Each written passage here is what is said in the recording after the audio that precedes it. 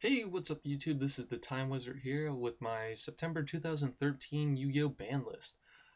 The ban list is about a month away from being officially announced, 2 weeks away from it traditionally being leaked across the internet, everyone losing their minds, all hell breaking loose, fire raining down from the sky, all that good shit. So let's just jump right into the ban list. First off, Super Rejuvenation. This card needs to get banned completely. It's the icing on the cake for E-Dragons that they don't need. E-Dragons are too good alone by themselves that they don't need this card. The fact that they can load up their field with boss monsters like Dracossack, Big Eye, Master Blades, and then them drop this and get a full hand is just crazy. It, playing at 3, I don't even think this card should go to 1. It just needs to go completely. Next up, Evil Swarm Ophion. This card kills too many decks that I can't even count. Uh, in order for their new Blue Eye structure deck to be successful, I think Konami needs to hit this because otherwise no one's going to want to play that. No one will want to buy it. Well, some people will want to buy it, but if this is running wild, I'm not going to play it. Hell no. Next up, number 11, Big Eye. Things that have traditionally in the past that take monsters and make them your own in Yu-Gi-Oh have not worked out too well or the stayed off the ban list too long. Change of Heart, Brain Control, Goyle Guardian, those are all cards that are now banned. Number 11, Big Eye, needs to go join that group. He needs to go sit in the corner and take a timeout permanently. Next up, Pot of Everest. This card I expect always to get hit each past ban list, and it never does. There's no downside to this card. It's just too good. You go too positive on this card. There's no drawback to it. It needs to get hit. Atlantean Dragoon. Speaking of which, what deck abuses the crap out of that? Jesus Christ. Atlantean Dragoons needs to go to 1. It's a searching card for mermails. It makes them too consistent. You're always going for Megalo if you use his effect. If you do use Marksman to get him out, he just has such high attack at 1800 that you inflict battle damage with Marksman, you get him out, and then more or less you use Diva to get out Marksman, and that right there is a sync for a level 9, I believe. So that's like an instant Mistworm. If you're not feeling that, sync this with Diva and make DeLorean. It's crazy. Next up, Spellbook of Secrets. Another search your card. Make spellbooks too consistent. It's one of their key spellbook cards that makes their pattern in dropping spellbooks in a row. Just like there's a certain pattern in which they just play their spellbook cards, and they never stray from that too often. And this card is the key combo piece for all that to work out. It just needs to go to 1. It needs to make Prophecy spellbook players think a little bit more about the plays they make instead of the same move over and over again. Next up, Fire Formation Tenki. Another searching card. Whether this card goes to 1 or 2, I think would be alright. More or less, I'd say it should go to 1 because I've seen plenty of decks played at 2.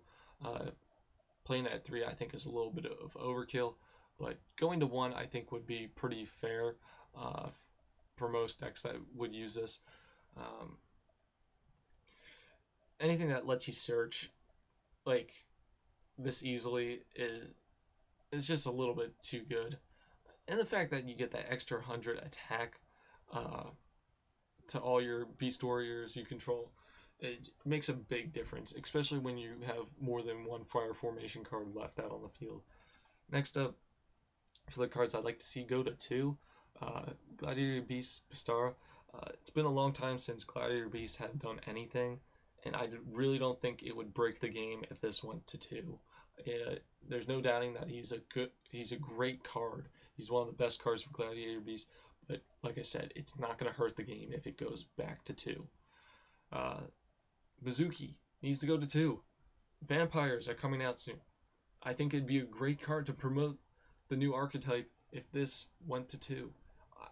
I sure as hell would think twice about playing vampires if this did go to 2. Next up, the card I think we all want to just see get off the limited list is TG Striker. What has he done ever since he's been put on the limited list? Who the hell even plays him anymore? I don't think it would destroy the game either if this went to 2. Next up, Black Whirlwind. Blackwings, same deal. They haven't done anything in such a long time. And besides getting Kalut back last ban list, which was pretty awesome, getting that extra support again was very nice. And I think Black Whirlwind would definitely make the deck a little bit better again. The deck was great before.